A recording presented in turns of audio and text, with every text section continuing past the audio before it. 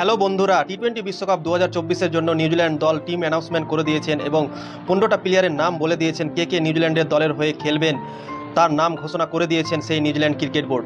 তো কারা কারা চান্স পেয়েছেন সেই বিশ্বকাপের দলে নিউজিল্যান্ডের হয়ে খেলবেন ক্রিকেট, তো ফাটাফাট আপনাদেরকে আমি বলে দেবো। তো ভিডিওকে লাস্ট অবধি দেখেন, আর ভিডিও ভালো লাগলে অবশ্যই লাইক করবেন, শেয়ার করবেন এবং সাথে থাকবেন। তো আমি ফাটাফাট বলে দিচ্ছি কে কে চান্স পেয়েছে সেই নিউজিল্যান্ডের দলে। তো 1 নম্বরে হচ্ছে কেন উইলিয়ামসন ক্যাপ্টেন করবেন নিউজিল্যান্ডের টিমের। তো কেন উইলিয়ামসন। 2 নম্বরে আছেন ফিন অ্যালান, 3 নম্বরে আছে ট্রেন্ট বোল্ট, 4 নম্বরে আছেন মাইকেল ব্রেসওয়েল, 5 নম্বরে আছেন মার্ক চ্যাপম্যান, 6 নম্বরে আছেন ডেভন কনভে। চোটের জন্য আইপিএল খেলতে আসেনি। তার চোট এতটাই গম্ভীর ছিল যে পুরো আইপিএল তিনি মিস করে গেলেন, আর সেই বিশ্বকাপের জন্য তিনি ফিট হয়ে যাবেন, তাই জন্য এই টিমে তাকে রাখা হয়েছে সেই ডেভন কনভেকে।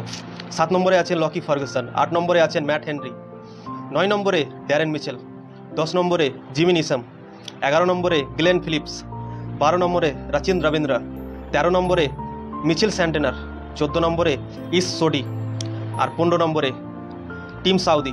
এই 15টা প্লেয়ারের নাম ঘোষণা করেছেন নিউজিল্যান্ড ক্রিকেট বোর্ড। এই 15 জন প্লেয়ার সেই বিশ্বকাপ খেলতে যাবেন।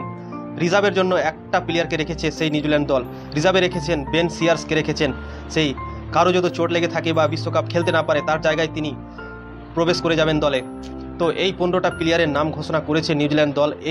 এই নামগুলোর মধ্যে কয়েকটা প্লেয়ার ইনজার্ড আছে, চোটের জন্য তারা সিলেকশন হয়নি তাদের, যেমন সেই অ্যাডাম মিলনে, কাইল জ্যামিসন, এরা চোটের জন্য সিলেকশন হয়নি তাদের, এরা চোট আছে তাই জন্য তারা টিমে চান্স পায়নি। কিন্তু ওভারঅল নিউজিল্যান্ডের দল দারুণ লাগছে এবং তারা আজকে জার্সিও রিভিল করেছে, আর আজকেই তারা টিম অ্যানাউন্সমেন্টও করে দিল নিউজিল্যান্ড দল। তো সবার আগে নিউজিল্যান্ড দল সব কিছু করছে। তো কোনো টিম এখন পর্যন্ত টিম লিস্ট এখনও জারি করেনি, কেউ টিম অ্যানাউন্সমেন্ট করেনি। নিউজিল্যান্ড দল টিম অ্যানাউন্সমেন্ট করে দিল আজকে, আর জার্সি রিভিলও করে দিয়েছে সেই নিউজিল্যান্ড দল।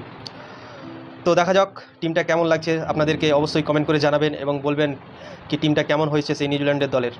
নিউজিল্যান্ড কি এবার বিশ্বকাপ জিততে পারবে কি পারবে না, আপনারা কমেন্ট করে অবশ্যই বলুন।